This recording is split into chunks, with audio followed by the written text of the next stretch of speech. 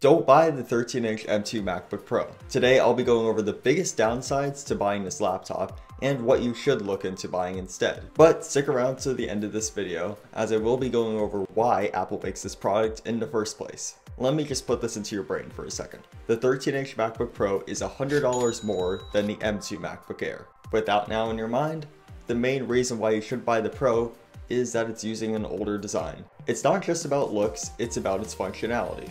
The M2 MacBook Air adds a fast charging MagSafe port, which frees up a USB-C port for other uses. This is helpful if you want to charge your laptop while having multiple SSDs connected, or really any other peripherals that you have.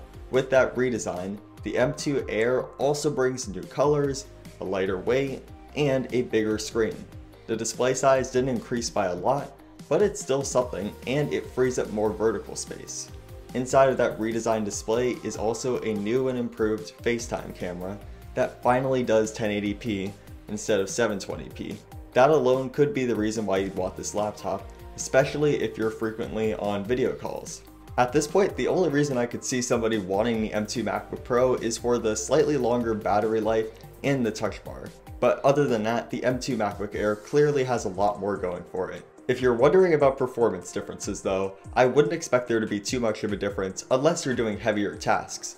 The M2 MacBook Pro does have an active cooling system in it, which could make longer exports quicker, but some tests from other YouTubers have found it to overheat and throttle under extremely heavy loads. If you'll be pushing your MacBook to those levels, you should look into a different Pro model that I'll be going over at the end of the video during my recommendations. Before that though, you might be wondering, why does Apple keep selling this MacBook Pro if it's not as good as the MacBook Air? To answer that, you need to know about the decoy effect.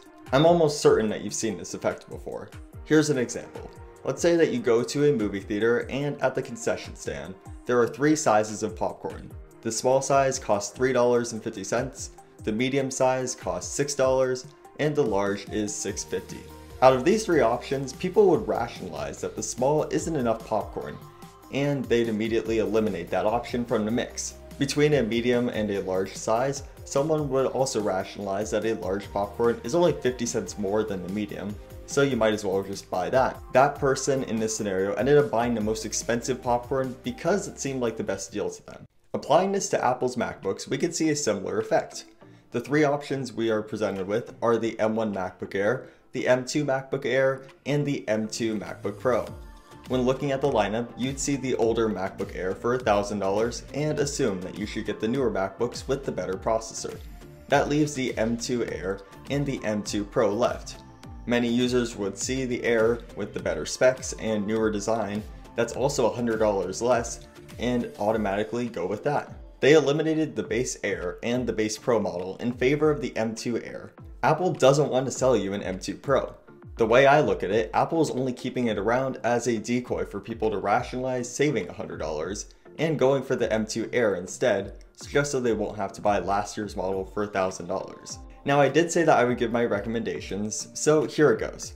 If you want to save money and don't care about the older MacBook design, the M1 Air is still a perfect option for most people with plenty of power. The M2 Air is good if you have a little extra money to spend and want a little more power and that newer design. If you were thinking that you need more power though, don't get the base Pro model. Instead, I'd advise you to either get an M2 Air, which will still have plenty of power in it, or look into the base 14-inch MacBook Pro if you know that you need that extra performance out of your laptop. Anyways, with all that being said, I hope this was helpful for you, and if it was, give this video a like and consider subscribing to more tech content like this every week. Thanks for watching, and I'll see you next time on Tech Device News.